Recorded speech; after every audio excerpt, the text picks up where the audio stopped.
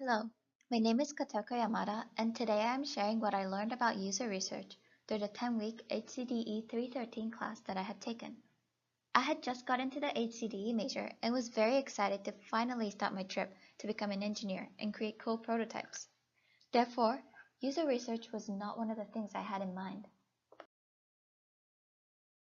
When Professor Zurbrigg told us to choose any topic I want, I was very confused. I wanted something that I could be passionate about, but not too specific, and something many people can benefit out of. After hours of thinking, I decided to choose a topic about something that I wanted to know about within my school life. The topic I chose was understanding the club booth experience and especially on the equipment used.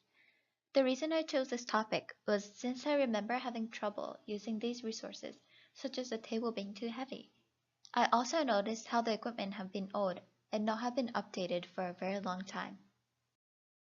During these 10 weeks, I was introduced how to understand users in deeper context and got to practice firsthand these three core user research methodologies: field study, interviews, and survey studies. The first study I did was the field study. The observation required focused, fast and precise note-taking and mindset free from biases. The approach I took for this study was to use pure observation. This means I did not interact with the object I was studying, but conducted an observation without them noticing, so that I can observe the objects in their daily lives. To do this, you should find an environment where you will look natural, comfortable, but a nice distance so that you can see the object's expression or hear comments. One key point to keep in mind is to take notes about everything. Nothing should be left out no matter how unrelated it seems. I added my emotional reactions on the side as well so that I can remember things more easily. However, I tended to focus on the interesting actions and missed the more important actions such as the student sitting down to do homework, which is more how the users usually use the environment in their daily life. The second was to know what I was trying to learn. Really understand your question and think about what, why, how, who, and where. Since my question had been too broad, I was overloaded with data and didn't know what I should be focusing on. The second part of user research I had conducted was interviews. Interviews are a great way to validate your findings as well as learn about things that you could not understand from the field studies. For interviews, there are three types of methods: structured, semi-structured, and unstructured. I chose a semi-structured interview. This allowed me to prepare questions beforehand while preventing myself from getting off track. Moreover, I was able to be flexible and listen to new insights as well that I did not expect. The interviews have been the most interesting to me since I got to hear different people's opinions and experiences on the same certain object. I noticed how even with the same equipment, different people have very different feelings and reasons, which was something I could not infer from the observations.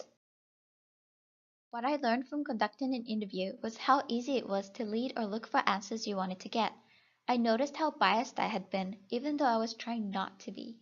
The fact that I was looking for a problem, a negative that could be used for design iterations, may have made me ask biased one-sided questions, hence affecting the responses I got.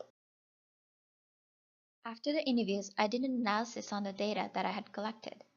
Here I got to identify, analyze, and recognize patterns in the transcripts I made. First, I got familiarized with the data, and then generated the codes using different color highlights for each of the themes. These steps enabled me to see visually the pros and cons that were mentioned for each of the equipment. A difficulty I had was figuring out what kind of theme I wanted to separate my data into.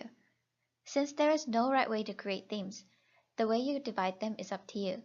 This was very difficult but enjoyable since I could see various aspects of the data that I had collected. The last method I got to practice was the survey studies. I was able to make 11-question online survey and successfully distribute it. The survey gave me quantitative data to confirm my data from previous studies, explore the needs and urgency of the problem found, and elaborate and extend my findings to new users that I had not focused on previously. The important thing when creating the questions is to think about what kinds of analysis I will be doing from my data.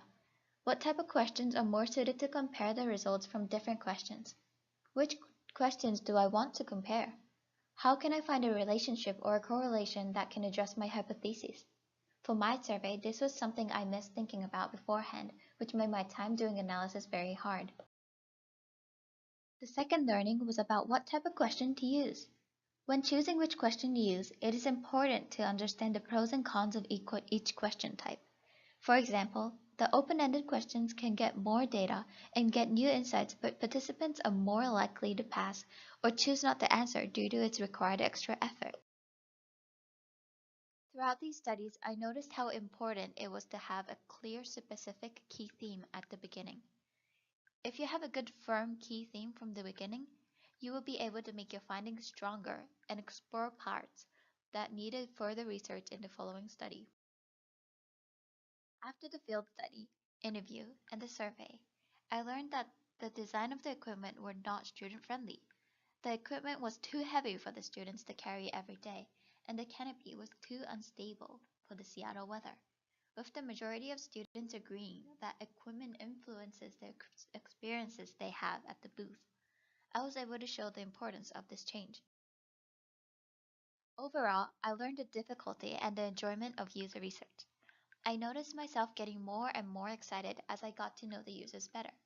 Not only have this class taught me how to do user research, it taught me how user research is essential for me to become a good engineer. Now, I think everyone should know how to do user research if they really want to know how to make something for the users and not for the sake of creating. I am very grateful to Professor Zubrick, Scene, and all the TAs for teaching me the importance really understanding users and the methodologies to look from a user's perspective.